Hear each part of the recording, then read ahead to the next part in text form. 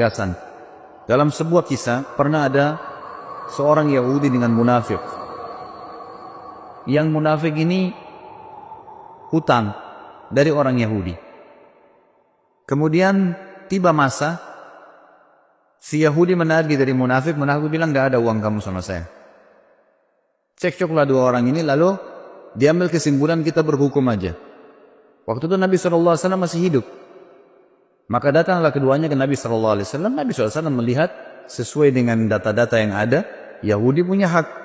Kata Nabi SAW, berikanlah haknya si Yahudi ini. Karena memang kamu berutang sama dia, ada buktinya, jelas. Ternyata keluar, munafik ini tetap bilang, "Saya nggak mau bayar." Belum puas cari orang lain, dicarilah Abu Bakar. Temu Abu Bakar, siapa setelah Nabi SAW? Abu Bakar, orang yang dianggap dimuliakan, datang ke sana. Memperlihatkan kasus kepada Abu Bakar, dipaparkan. Abu Bakar berhukum seperti hukum Nabi SAW, bahwasanya haknya Yahudi. Ternyata pulang, keluar dari rumah Abu Bakar, si munafik belum puas juga. "Saya belum mau bayar." Baik, Yahudi bilang, "Kalau begitu kita cari orang lain." "Kamu mau?" "Iya." "Siapa?" "Umar bin Khattab." Datang kepada Umar radhiyallahu anhu di rumahnya. Begitu datang ke rumahnya, Umar bin Khattab mengatakan, "Siapa kalian?" Satu mengatakan mengaku muslim tapi dia orang munafik. Di sini di riwayat tidak disebutkan namanya. Kemudian yang satu juga Yahudi. Lalu Umar bertanya, "Ada apa dengan kalian?" Dia bilang, Yahudi bilang, "Ini si fulan utang dengan saya tapi nggak mau bayar, dia tidak mau akui." Lalu Umar pintar, Umar bertanya kepada mereka berdua, "Apakah kalian sudah pernah bertanya tentang masalah hukum ini sebelum datang ke sini?" Kata mereka berdua, "Sudah." Kata Umar, "Kepada siapa?" Mereka bilang, "Kami telah datang kepada Muhammad." Kata Umar, "Apa hukumnya?" Kata, "Muhammad memberikan hak kepada si Yahudi ini," kata si munafik. Karena alasan-alasan yang sudah dipaparkan. "Lalu kalian kemana lagi?" Mereka berkata, "Kami sudah ke Abu Bakar." "Apa hukumnya Abu Bakar?" "Sama saja dengan hukumnya Muhammad SAW." Lalu Umar berkata, "Untuk apa kalian datang kepada saya?" Keduanya mengatakan, "Kami ingin berhukum." Umar bilang, "Baiklah, tunggu sebentar." Umar masuk ke dalam mengambil pedang. Kemudian mengejar keduanya, akan menebas keduanya. Dua-duanya lari dari rumahnya Umar. Lalu Umar berkata, "Apakah kalian sudah berhukum kepada Rasulullah SAW? Masih ragu? Datang ke Abu Bakar lalu masih ragu dan datang kepada saya minta hukum, ini hukum saya. Pedang ini," gitu kan. Jadi beliau tidak main-main dengan hukum, gitu kan. Kalau memang sudah saatnya, saatnya, gitu kan. Seperti itu gambarannya. Dan tentu apa yang akan kita sampaikan, dipaparkan di buku ini, belum semua kisah Umar ternukilkan. Jadi bukan mustahil ikhwah-ikhwah sekalian, kalau Anda pernah mendapatkan kisah lain tentang Umar asal riwayatnya sahih, itu tidak ada masalah. Karena cukup banyak riwayat yang dinukil, yang memang belum dinukil sini. Di antaranya ada kisah Umar bin Khattab dengan Rahib, seorang pendeta Yahudi yang masuk Islam akhirnya karena sifat Nabi SAW. Dan ini sudah saya sebutkan di bahasan pada saat menjelaskan tentang kelebihan Nabi SAW. Ringkas ceritanya ada seorang Yahudi yang pernah Nabi SAW utang dengannya 20 sak kurma. Satu sak kurma 2,5 kilo. Kemudian Nabi SAW sepakat akan dibayar di waktu tertentu. Ternyata belum tiba waktunya, orang Yahudi itu sudah datang, pendeta Yahudi sudah datang dan langsung berdiri di sebelah Nabi SAW, mencekik leher Nabi dengan sisa kain imamahnya, alaihissalatu wassalam. Lalu orang-orang seperti itu lagi hadir di masjid dan semuanya pada melihat kejadian tersebut. Akhirnya Umar bin Khattab yang ada di depan saf mengatakan, "Ya Rasulullah, izinkan saya menebas lehernya Yahudi." Lalu Nabi SAW memberikan isyarat untuk duduk Umar. Lalu Nabi SAW dalam kondisi tercekik menanyakan kepada Yahudi, "Ada apa hai Yahudi?" Kata Yahudi ini, "Bayar utangmu hai Muhammad." Kata Nabi SAW, "Kan belum tiba saat waktunya." Dia bilang, "Tetap saya mau dibayar sekarang." Maka Nabi SAW dalam kondisi duduk tercicik dan Yahudi ini berdiri menarik imamah beliau SAW, berkata kepada Umar, "Wahai Umar, pergilah ke Baitul Mal dan ambillah 20 sak kurma, bayarkan utang saya dan tambah 20 sak lagi." Kata Umar, "Ya Rasulullah, 20 sak pertama utang Anda, 20 sak kedua untuk apa?" Kata Nabi SAW, "Itu hukuman karena kau sudah menakut-nakuti dia. Kau tadi sudah mengancam akan menebas lehernya." Artinya Nabi SAW seakan-akan memberikan isyarat, kalau saya masih ada jangan ambil keputusan, gitu kan. Maka Umar pun pergi ke Baitul Mal, meninggalkan Yahudi ini. Yahudi jalan di belakangnya sambil marah dengan Yahudi ini. Tiba di Baitul Mal, Umar bin Khattab menyiapkan 20 sak kurma, diberikan kepada Yahudi itu. Waktu mau disiapkan 20 sak kedua, Yahudi ini bilang, "Gak usah hai Umar." Kata Umar, "Kenapa?" Dia bilang, "Umar, apa kau tahu siapa saya?" Kata Umar, "Saya gak mau tahu siapa kamu." Dalam kondisi marah gitu kan. Langsung dia sebutkan namanya, "Saya Fulan bin Fulan." Namanya ini kebetulan nama salah satu pendeta Yahudi yang terkenal sudah lama masuk Islam. Kata Umar, "Saya tanya kamu atas nama Allah, apakah kau dia?" Dia bilang, "Iya." "Bukankah kau tahu itu adalah Rasulullah?" SAW? Kata dia, ya saya tahu. Lalu kenapa kau lakukan perbuatan tadi sementara kau tahu adalah Nabi Allah? Kata si Yahudi, hai Umar, apa kau kira saya gila? Saya datang ke masjid kalian, mencekik Nabi dan Raja kalian. Di hadapan kalian, saya sudah siap mati pada saat itu. Karena saya ingin membuktikan satu hal dari Muhammad yang belum saya temukan padanya. Semua ciri kenabian, Nabi terakhir ada pada diri Muhammad. Semua sudah saya temukan. Fisiknya, tempat tinggalnya, nama-namanya, tinggal ada satu belum. Ghalaba hilmuhu ghadabu. Emosinya dikalahkan dengan kasih sayangnya. Dan tadi saya sengaja nagih sebelum waktu, saya sengaja cekik lehernya. Tujuannya untuk memancing emosinya. Ternyata memang kasih sayangnya mengalahkan emosinya. Dan sekarang saya mengucapkan Umar, asyhadu an la ilaha illallah wa anna Muhammad Rasulullah. Ini syahadat orang tersebut di depan Umar radhiyallahu anhu. Ini diantara kisah yang belum dinukil tentunya. Ada juga kisah yang lain, kisah tentang masuk Islam, kisah tentang Umar radhiyallahu anhu zaman khilafahnya. Beliau sempat keliling kota Madinah di malam hari. Kemudian beliau menemukan ada satu laki-laki Badui. Laki-laki Badui ini kebetulan lagi menancapkan tali kemahnya sambil memikatkan dengan tali untahnya. Dan di dalam kemahnya ada suara rintihan perempuan yang sedang menangis. Maka Umar pun lewat dan berkata setelah memberikan salam, wahai laki-laki, hai rajul, bahasa Arabnya, wahai rajul, siapa kamu ini? Dia mengatakan, saya lihat orang musafir dari Badui padang pasir lagi lewat. Malam kemalaman saya lihat ada tanah kosong, saya tebar kemah saya mau menginap di sini. Kata Umar, suara siapa tuh rintihan dalam kemahmu? Dia bilang, sudahlah saudaraku, pergilah, tidak usah campurin itu. Kata Umar, mungkin saya bisa bantu. Kata orang itu suara istri saya yang mau melahirkan, tapi tidak ada yang bantu. Saya nggak tahu bagaimana melahirkan perempuan, dan juga tidak ada wanita yang saya kenal di Madinah bisa minta bantuan. Apalagi itu tengah malam. Dan sebagian ulama menukil kisah ini di tahun 23 Hijriah, tahun terakhir Umar radhiyallahu anhu hidup.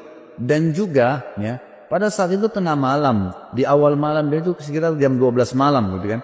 Jam 11, jam 12 malam yang orang waktu itu sudah tidur semua. Jadi ini Umar bin Khattab sedang mengontrol, mengawasi sendiri.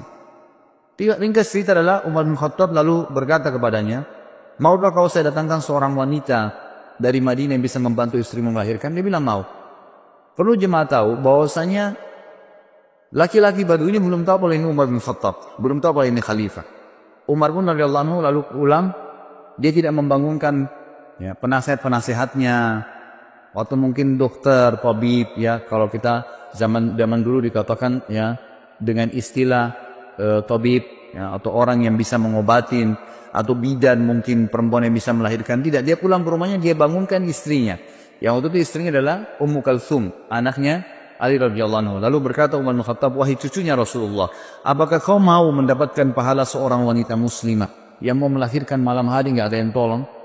Ummu Kalsum radhiyallahu anha juga punya iman yang kuat. Anaknya Ali radhiyallahu cucu Nabi SAW. Dia tidak mengatakan, wahai Amir Mu'minin, carilah wanita Ansar yang bisa melahirkan. Tidak. Dia mengatakan dengan jelas dan tegas, tentu saja, saya ingin dapat pahalanya. Kata Umar, siapkanlah persiapan perlengkapanmu untuk melahirkan dan ikut sama saya. Maka jalanlah pada malam itu, saudaraku sekalian, dua orang, raja muslim dan ratunya. Tidak ada pengawal, tidak ada yang dampingin, dan tidak ada media yang akan mengekspos itu. Karena yang sedang dibantu seorang Badui yang cuma lewat, besok pagi mau pergi lagi. Nggak ada yang tahu, tengah malam nih. Ya, kita tahu sekarang banyak orang mau melakukan satu perbuatan, kegiatan karena ada eksposnya. Kemudian bisa mengangkat namanya. Sama sekali enggak. Jalanlah keduanya, tiba di kemah orang Badui tersebut. Ringkas ceritanya, kata Umar bin Khattab kepada istrinya, masuklah ke kemah dan selesaikan tugasmu.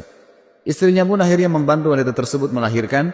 Gak lama kemudian, sementara menunggu, tentu Umar bin Khattab ngobrol sama orang Badui ini, dan orang Badui belum tahu kalau Umar bin Khattab. Ngobrol-ngobrol aja seperti biasa. Lalu kemudian terdengar suara bayi dari dalam, dan Ummu Kalthum, istri Umar bin Khattab radhiyallahu anhu majma'in, berkata, ya Amir Mu'minin, wahai pemimpin orang yang beriman. Jadi hai raja, beritahukan kepada laki-laki di sebelahmu kalau istrinya sudah melahirkan normal. Begitu mendengarkan kalimat Amir Mu'minin, si Badui tadi dari tempat duduknya turun ke tanah, ketakutan, lalu berkata, apakah anda Amir Mu'minin Umar bin Khattab?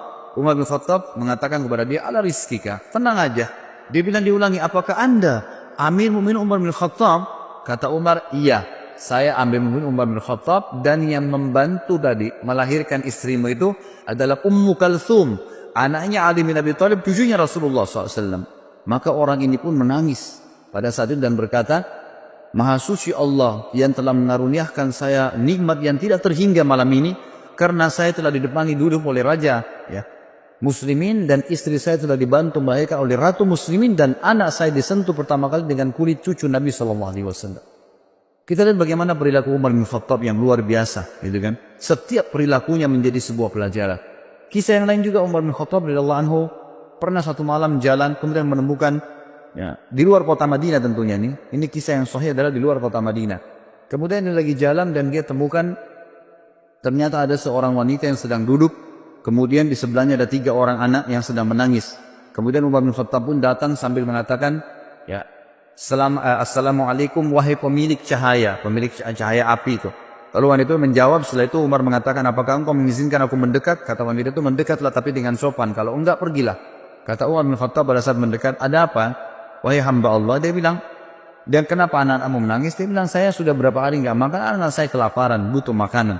Terus apa yang kamu masak di panci? Yang saya masak di panci sebuah batu yang saya masukkan supaya anak-anak saya kira saya masak, dan ini sudah 3 hari berjalan. Sementara Amir Mukminin tidak perhatian kepada kami. Dia tidak tahu kalau ini Umar bin Khattab. Lalu Umar pun berkata kepada temannya, kalau tidak salah itu bersama dengan Ubay bin Ka'ab. Mereka berdua lalu menuju ke Baitul Mal, mengambil kebutuhan muslimin, dipikul. Kemudian Umar berkata, angkatlah ke pundakku. Kata Ubay, biar saya yang angkat Amir Mukminin. Kata Umar, angkat ke pundakku sampai 3 kali.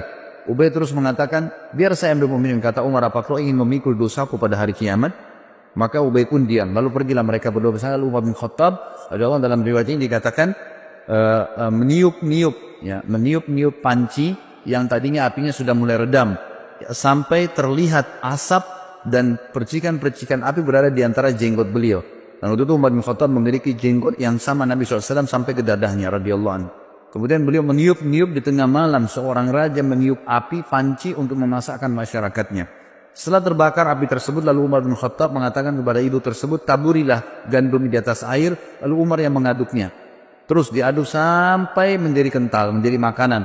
Ditaruhlah garam, ditaruhlah segala kebutuhannya. Kemudian setelah itu diberikanlah makan oleh Umar bin Khattab. Dikatakan, berikan saya nampan, dikasih nampan, ditumpah. Kemudian diberikan makan anak-anak tersebut sampai semua kenyang. Setelah kenyang, kata Umar, ambillah ini semua. Lalu ibu tersebut berkata, sungguh demi Allah kau lebih baik daripada Amir Mukminin. Ya tidak tahu kalau ini Umar bin Khattab. Kata Umar, janganlah berkata begitu wali ibu. Kalau kau satu waktu bertemu dengan Amir Mukminin, kau pasti akan menemukan saya ada di sana. Gitu kan? Hanya begitu saja. Lalu Umar bin Khattab memegang tangan Ubay, sama-sama keluar. Kata Ubay, waktu Umar bin Khattab, Amir Mukminin, meninggalkan tempat tersebut, lalu dia menyelip di antara semak belukar seperti binatang buas yang sedang mengintai mangsanya. Dia dengan teliti ke arah ibu tadi sama anak-anak itu. Lalu setelah itu dia lihat anak-anak tersebut yang tadinya nangis, tidur, bangun, bermain, ceria, gitu kan. Lalu Umar bin Khattab mengangkat kepalanya, ya seakan-akan berhenti untuk memata-matai dan berkata, segala puji bagi Allah yang selamatkan saya dari orang-orang ini yang akan menuntut saya pada hari kiamat. Perilaku yang sangat luar biasa dari seorang yang beriman kepada Allah subhanahu wa ta'ala. Dan cukup banyak kisah yang berhubungan dengan hal-hal yang seperti ini. Umar bin Khattab radhiyallahu anhu juga pernah memberikan pelajaran tentang masalah takdir. Sebagaimana dinukil dalam banyak riwayat-riwayat sahih, teman-teman yang pegang buku bisa di halaman 276 sampai 277, kisah yang berhubungan dengan masalah itu. Umar bin Khattab radhiyallahu anhu pernah menuju ke negeri Syam, dan di negeri Syam itu ternyata ada satu wilayah yang akan dimasukin, terkenal ada penyakit taun. Ya, sebelum keluar ke negeri Syam, masih dari kota Madinah, gitu kan.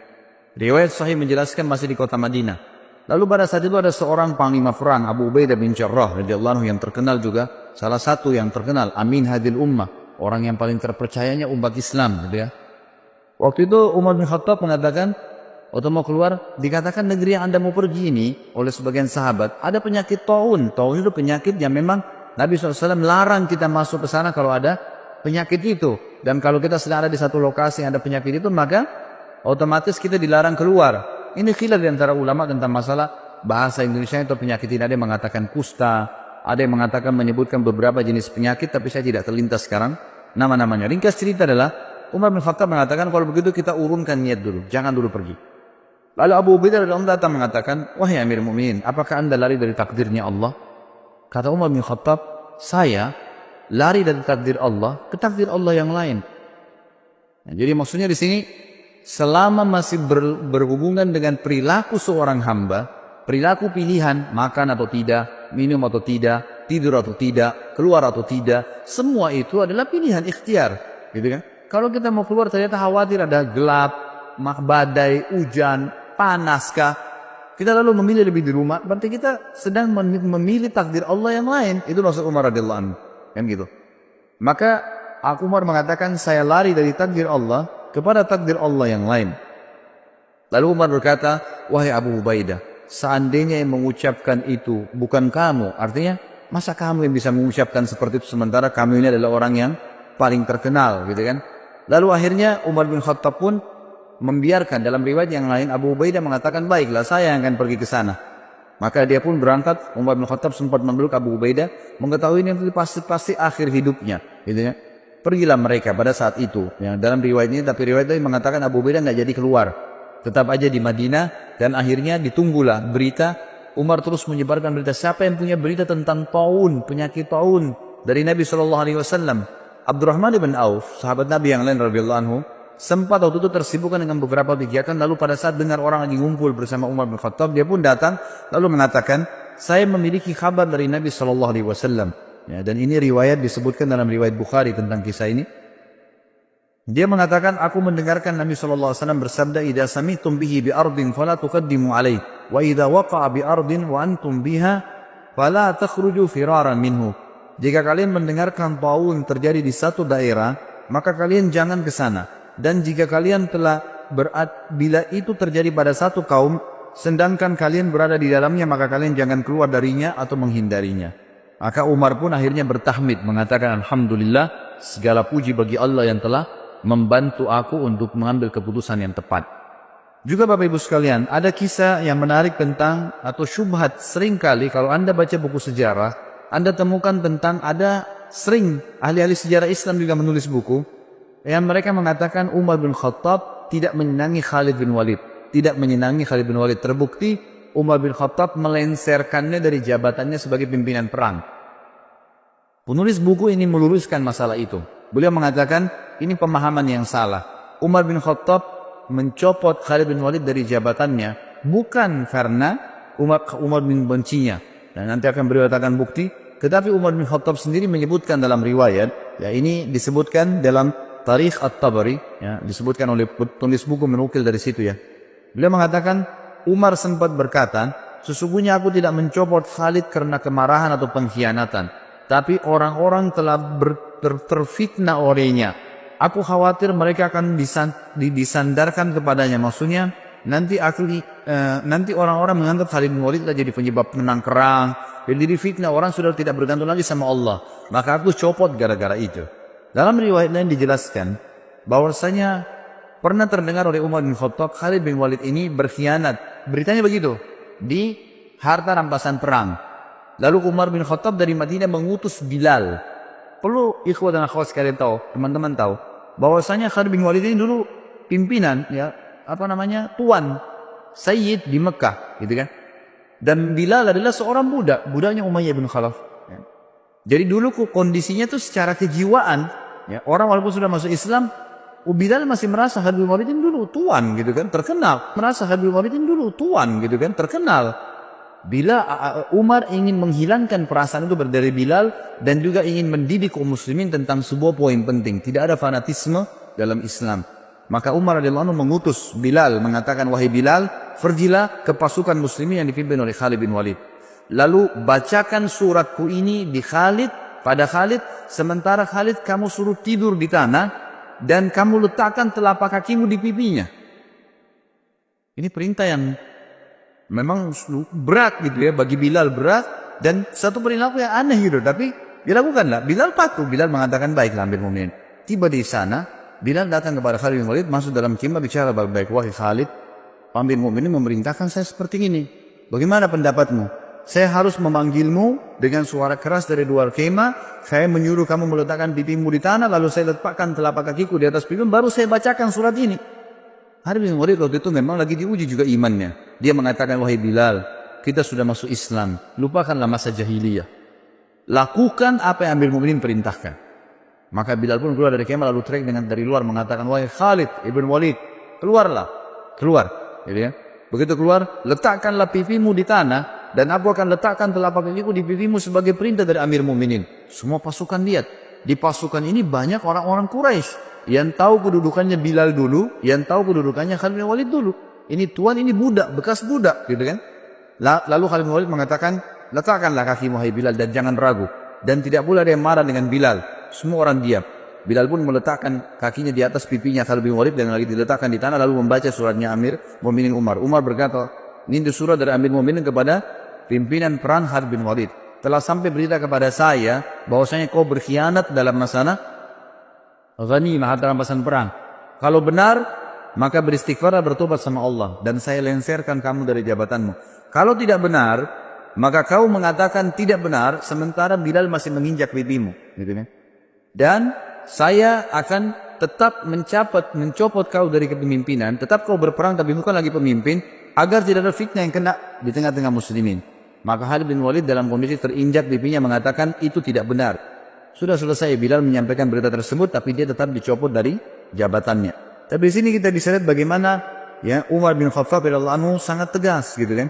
Tapi bukan berarti beliau benci Khalid bin Walid. Terbukti pada saat beliau meninggal dunia atau akan meninggal dunia, sempat Umar bin Khattab berkata, seandainya Abu Ubaidah masih hidup, karena Abu Ubaidah tadi sudah mati, ya dalam beberapa riwayat waktu dia pergi, ke tempat yang ada taun, maka aku akan mengangkatnya menjadi penggantiku. Sebab kalau aku ditanya oleh Rabbku hari kiamat, kenapa engkau memilih Abu Ubaidah? Aku akan mengatakan bahwasanya aku mendengar hamba dan kekasihmu Muhammad sallallahu alaihi wasallam bersabda, likulli ummatin amin wa aminu hadhil umma Abu Ubaidah bin Jarrah. Setiap umat memiliki orang kepercayaan, dan orang kepercayaan umat ini adalah Abu Ubaidah bin Jarrah. Kalau seandainya Khalid bin Walid masih hidup, ini kata Umar bin Khattab, ini saksi bahasan kita, kemudian pasti aku akan mengangkatnya untuk menjadi penerusku. Dan pada saat aku ditanya oleh Allah hari kiamat, oleh Rabbku, kenapa engkau memilih orang ini? Aku akan mengatakan, karena hamba dan kekasihmu Muhammad SAW telah bersabda, Khalid bin Walid sayfun min suyufillahi sallahullahu alal musyrikin. Khalid bin Walid adalah salah satu pedang Allah yang Allah henuskan untuk orang-orang musyrik. Sebagaimana disebutkan di dalam, dinukil dari banyak riwayat-riwayat yang sahih. Bagi riwayat ini, kata menurut penulis ya, ini membantah tentang banyaknya isu yang salah tentang pencopotan Khalid bin Walid dari masalah kepemimpinan. Kemudian kita masuk ke masalah bagaimana Baitul Maqdis dibebaskan di zaman Umar bin Khattab. Umar bin Khattab mengutus pasukan ke Baitul Maqdis, ya, kemudian berperang di sana. Ringkas cerita adalah memenangkan peperangan. Lalu penjaga Baitul Maqdis, salah satu pendeta Nasrani waktu itu, tidak mau memberikan kunci kecuali kepada pemimpin muslimin. Maka menyuratlah beberapa pemimpin ya yang memimpin perang waktu itu, termasuk Khalid bin Walid waktu itu ada di sana. Ya, kemudian Miqdad dan beberapa sahabat Nabi yang lain disuruhlah ya menyurat kepada Amir Mu'minin. Umar bin Khattab waktu terima surat tersebut mengatakan, baiklah kita berangkat. Berangkatlah Umar bin Khattab menuju ke Palestina. Tiba di Palestina, kebetulan Umar bin Khattab waktu ke Palestina itu berdua bersama budaknya. Bukan budak sebenarnya, pelayannya ya. Bersama dengan pelayannya. Umar bin Khattab sepakat sama pelayannya, selama perjalanan dari Madinah ke Palestina, jauh sekali, gitu kan? Perjalanan sebulan. Ya. Kalau sesaat saya di atas unta, sesaat kamu di atas unta. Jadi begitu terus. Dalam waktu tertentu Umar bertukaran tempat sama pelayannya ini. Pas tiba di Palestina, di pintu gerbang Palestina dan ditunggu oleh orang-orang muslimin, tiba gilirannya Umar bin Khattab yang harus narik ke kanannya unta. Hamba sahaya dari belayan itu lagi di atas unta, gitu kan? Maka pada saat itu si pendeta tadi yang Nasrani ini mengatakan kepada orang-orang di situ muslimin, mana raja kalian? Kata mereka, itu yang lagi tarik ke kanannya unta. Siapa yang di atas unta itu? Kata pendetanya, itu pelayannya dia, gitu kan? Lalu kata pendeta ini, orang inilah yang telah disebutkan dalam Injil akan menerima kunci Baitul Maqdis. Ternyata disebutkan dalam Injil, satu waktu nanti akan datang dibebaskan oleh seseorang yang adil, dan dia akan bersama dengan pelayannya dan dia akan menarik ke kanan unta pelayannya. Sampai seperti itu. Dan pada saat itu pendeta ini tambah kagum lagi karena 4 orang pimpinan perang Khalid bin Umar bin Khattab waktu itu menyambut Umar dengan baju yang bagus-bagus. Kudanya juga dihiasi dengan bagus. Waktu mereka mendekat, mau salaman sama Umar gitu kan. Mau turun dari kudanya, Umar bilang jangan turun dulu. Dari mana kalian dapat pakaian-pakaian ini? Kata mereka, kami memakai ini Amir Mu'minin agar musuh-musuh Allah takut. Sama Umar diambil batu dilemparin. Semuanya dilemparin sama Umar. Gitu ya. Kata Umar, baru saja Allah bukakan kalian sedikit wilayah. Kalian sudah memakai baju-baju yang mewah. Buka, disuruh ganti baju yang dulu. Gitu kan. Sampai akhirnya mereka membuka bajunya. Pendeta itu pun akhirnya kaget melihat perilaku Umar bin Khattab. Nggak ada raja di dunia seperti ini. Gitu. Nah ini diantara hal yang terjadi di Baitul Maqdis. Dan beliau sempat masuk di Baitul Maqdis. Kemudian beliau menanyakan kepada seorang rahib di situ pada saat itu bernama Ka'ab al-Ahbar. Ya, dia kemudian menunjukkan, ya, menurut di riwayat ini dikatakan Umar bertanya padanya, di mana menurut riwayat dalam Injil pun, ya, bahwasanya Nabi terakhir Muhammad SAW masuk di Baitul Maqdis dan mereka punya berita itu. Mereka mengatakan dari pintu ini. Maka Umar pun masuk di situ. Kemudian Umar bin Khattab mengerjakan sholat di situ. Ini termasuk. Kemudian pelajaran yang lain juga disebutkan oleh beliau adalah sikap yang diambil menjadi hukum pada saat terjadi Amu Ramada. Ramada ini masa peceklik, kering sekali Madinah. Ya, sampai Umar tadi mulai zuhud, lebih zuhud lagi, tidak makan kecuali nasi sama roti sama minyak, dan itu membuat kulitnya sampai jadi hitam. Tapi ada sebuah pelajaran. Waktu itu Umar bin Khattab mengumpulkan masyarakat Madinah, kemudian mengajak mereka sholat istisqa. Pada saat diajak sholat ini riwayat Bukhari ya, pada saat diajak sholat istisqa, Umar bin Khattab memberikan pelajaran lagi kepada kita semua. Dia berkata dengan suara keras selesai sholat, mengatakan, ya Allah, dulu jika kami tertimpa kekeringan, maka kami bertawassul kepadamu dengan doa nabimu. Lalu engkau menurunkan hujan kepada kami. Sekarang nabi kami sudah mati. Maka kami bertawassul kepadamu dengan doa pamannya. Itu Abbas radhiyallahu anhu. Maka berilah kepada kami hujan. Kemudian Umar meminta Abbas untuk berdoa kepada Allah subhanahu wa ta'ala. Lalu Abbas pun berkata, ya Allah, sebuah bencana telah menimpa, ya, sebuah bencana tidak menimpa kecuali karena adanya dosa. Ia tidak terangkat kecuali dengan taubat. Orang-orang memintaku menghadap kepadamu karena kedudukanku di sisi nabimu Muhammad SAW. Ini adalah tangan-tangan kami terangkat kepadamu dengan dosa-dosa. Sedangkan ubun-ubun kami kepadamu dengan taubat, turunkanlah hujan buat kami. Maka tiba-tiba mendung dan turunlah hujan dengan lebat. Tapi ulama mengatakan dari riwayat ini diambil pelajaran besar, bahwasanya ya Umar bin Khattab ingin menitikberatkan tidak boleh lagi bertawassul dengan Nabi SAW sementara beliau sudah mati. Ya seperti banyak orang sekarang bertawassul gitu kan dengan Nabi SAW. Kalau beliau masih hidup lain, tapi kalau sudah mati orang soleh, Nabi tidak boleh lagi dijadikan sebagai perantara. Allah alam, ini disebutkan dalam riwayat Bukhari dalam kitab Istisqa. Kemudian kita masuk ke masalah bagaimana berpisahnya dengan Umar radhiyallahu anhu. Nanti kematian beliau, gitu kan. Ditulis oleh penulis sini dikatakan saatnya untuk berpisah. Umar bin Khattab sering kali berdoa, disebutkan dalam riwayat Bukhari.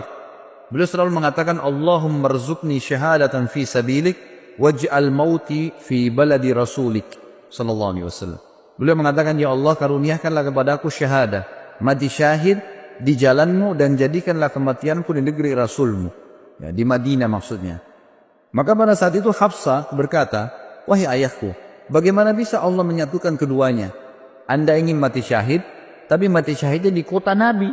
Sementara waktu itu Madinah menjadi ibu kota Islam yang sangat kuat. Mustahil bisa diserang. Pasukan Islam sudah menyebar kemana-mana, Persia sudah runtuh, sebagian besar wilayah Romawi sudah runtuh. Jauh sekali orang-orang kalau mau menyerang Madinah. Bukan seperti di zaman Nabi SAW yang masih dekat orang Mekah, suku-suku Arab masih ada yang belum masuk Islam. Ini sudah habis semuanya gitu kan. Maka Umar mengatakan, ya'ti bihallah insya Allah akan datangkan kalau Allah mau.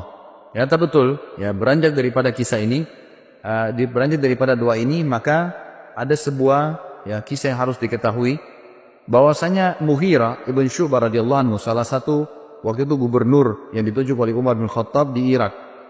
Dalam sanad yang sahih menulis surat kepada Umar bin Khattab mengatakan, wahai Amir Mu'minin, saya memiliki seorang budak. Budak ini bernama Abu Lu'lu', gitu. Orang Majusi. Orang ini mahir, bisa buat senjata, bisa buat pedang, bisa buat perisai.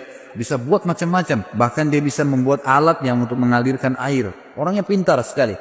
Izinkanlah dia masuk ke Madinah, wahai Amirul Mukminin. Waktu itu Umar bin Khattab tidak pernah mengizinkan orang-orang yang belum masuk Islam itu masuk ke Madinah. Kalau sudah masuk Islam lain. Kalau belum masuk, tentu belum masuk Islam, gitu kan? Dimasukkan untuk membantu muslimin agar bermanfaat. Dan Umar bin Khattab menolak awalnya. Kedua, Mughirah bin Syu'bah terus mendesak sampai hanya Umar bin Khattab izinkan. Waktu itu Mughirah bin Syu'bah meminta bayaran dari budaknya ini setiap hari kalau nggak salah 100 dirham pembayaran dari hasil kerjanya, gitu kan? Maka dia pun datang Abu Lulu kepada Umar mengatakan, wahai Amirul Mukminin, ini Mughirah menyiksa saya. Banyak yang diminta 100 dirham. Padahal ini kecil untuk hasil dia. Kata Umar, 100 dirham kecil dari pendapatan kamu yang kamu lakukan. Begitu banyak pendapatan yang didapatkan, bisa masuk sampai ribuan dirham dalam sehari. Maka itu kecil sekali. Dia pun akhirnya jengkel dengan Umar bin Khattab dan ini awal masalah. Maka dia pun akhirnya setiap kali ketemu Umar marah. Kesannya kayak marah gitu. Ya, kenapa Umar bin Khattab tidak membela dia? Lalu satu waktu Umar lagi lewat dan berkata, apa yang kamu lakukan? Dia mengatakan, saya sedang mempersiapkan sesuatu, wahai Amirul Mukminin, untuk Anda yang umat Islam tidak akan lupakan. Gitu kan? Orang-orang tidak paham gitu. Lalu Umar bin Khattab berkata kepada orang sekitarnya, kayaknya hamba saya ini sedang mengancam saya. Dia berusaha untuk membunuh saya. Ya, akhirnya dia membuat pisau khusus yang sangat kuat dan bermata dua. Dia pun akhirnya pada saat Umar bin Khattab masuk ke masjid, waktu itu menjelang sholat duhur, dan dia pun menyelip masuk di shaf, dan baru saja Umar bin Khattab takbir sudah ditusuk oleh Abu Lu'lu'. Begitu ditusuk, orang-orang tidak tahu. Terutama di sisi kanan kiri masjid. Tidak ada yang tahu. Yang tahu cuma di belakang ya Umar bin Khattab, dan itu adalah Abu Musa al-Ash'ari radhiyallahu anhu. Lalu kemudian Umar bin Khattab tertusuk dan sempat terdengar suara mengatakan, Umar mengatakan, aku telah dibunuh oleh anjingnya Majus. Maksudnya si Abu Lu'lu' itu. Lalu Umar bin Khattab jatuh dan Abu Musa yang mendekati Umar, lalu Umar memegang tangannya sambil berkata, ya lanjutkanlah sholat wahai Abu Musa, jadi imamlah kamu. Kemudian Abu Lu'lu' ini karena panik dan di sekitar Umar yang di saf-saf yang dekat tahu kalau dia sedang menusuk, maka dia berusaha menusuk semua orang yang di sekitar dia sampai dia melukai 13 orang. Dan 3 orang sempat mati terbunuh bersama Umar, tentunya mati syahid nanti berempat, gitu kan? Tapi 3 orang ini mati di masjid, yang 10 orang luka parah gitu. Nah pada saat ada kejadian tersebut, sahabat sudah tahu kalau ini orang membunuh Amirul Mukminin, menusuk, maka dia